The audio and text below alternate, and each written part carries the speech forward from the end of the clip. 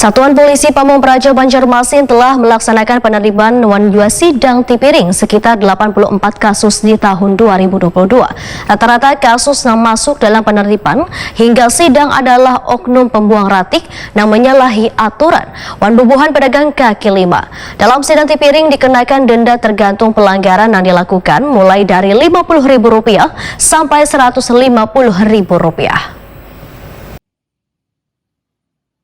Satuan Polisi Pamong Praja Banjarmasin telah melaksanakan penertiban sidang Tipiring sekitar 84 kasus di tahun 2022.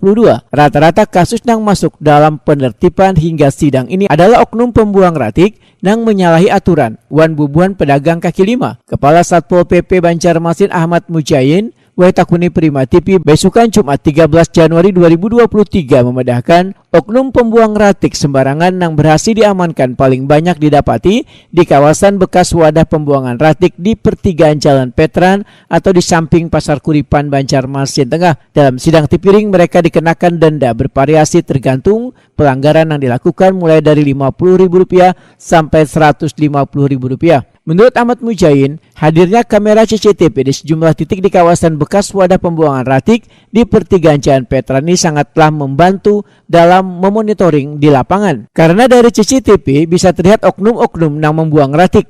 Kebanyakan mereka membuang ratik menjelang dini hari.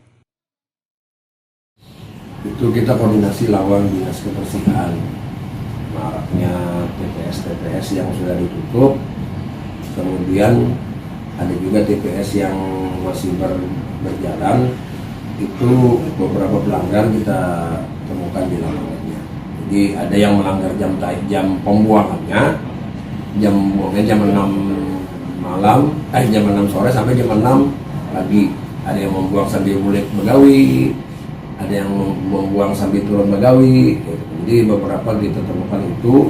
Yang kedua, ada juga yang tetap membuang di TPS yang sudah ditutup, contohnya kayak di Kuripan lah. Nah itu yang kemudian ada beberapa PKL lah yang kita coba ini kan. Nah itu yang mungkin agak banyak fokusnya ke depan, coba kita kembangkan lebih jauh lagi bersama-sama bidang Gakda termasuk. Nah ini tadi penguatan SDM kita akan coba meningkatkan jumlah ASN yang ada di Satpol PP untuk memiliki kemampuan penyidikan. Ahmad Mujain menambahkan, warga mengeluhkan setelah wadah pembuangan ratik di pertigaan Jalan Petran ini ditutup karena mereka mengaku kesulitan dan merasa kejauhan membuang ratik lantaran wadah pembuangan ratiknya dialihkan ke bekas pasar buah nang Parak lawan Pasar Kesatrian atau Simpang Gatot Subroto.